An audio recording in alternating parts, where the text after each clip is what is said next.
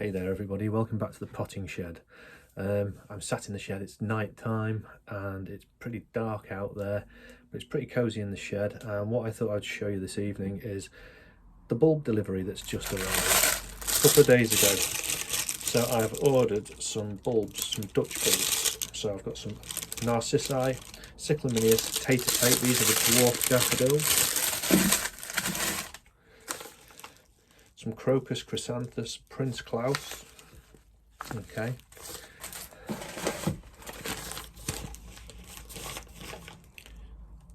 Some Iris Symphony Dutch irises, and these are the ones I'm going to be planting this evening. Iris reticulata Frozen Planet, that's a new one, I've not grown those before.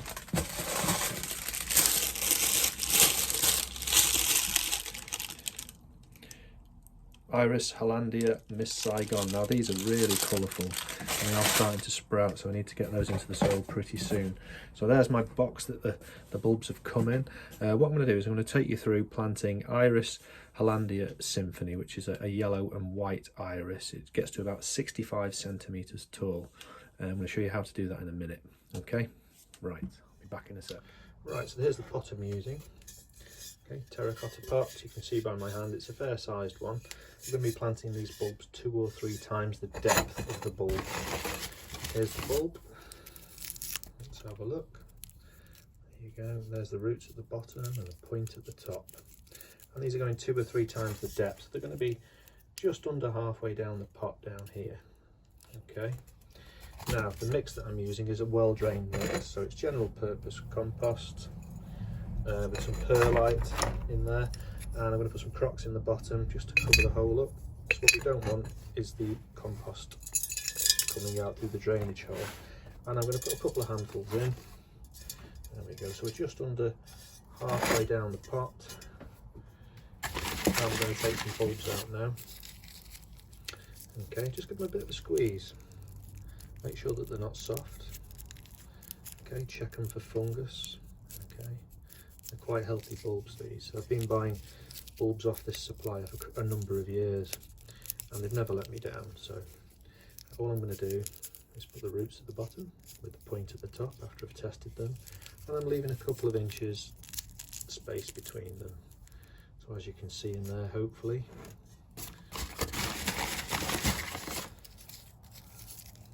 They're doing okay. Now these Iris Hollandia Symphony, like I said before, are yellow and white. They're quite striking. I've never grown them before, so it's a bit of an experiment to see how they do. These are really good for cut flower. There you go. So there's a good selection in there. I've got 3, 6, 7, 8 bulbs. Okay, and that'll be a nice little show.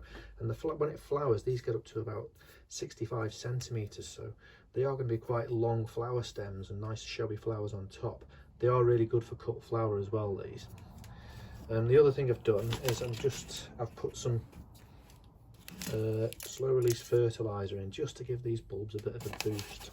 The best time to feed your bulbs is when they've finished flowering, because they start to die back, and all the leaves that are dying back, the energy goes back into the bulb. So if you give them a feed after they've flowered and just before they flower as well, you know, that's when they're using most of the nutrients.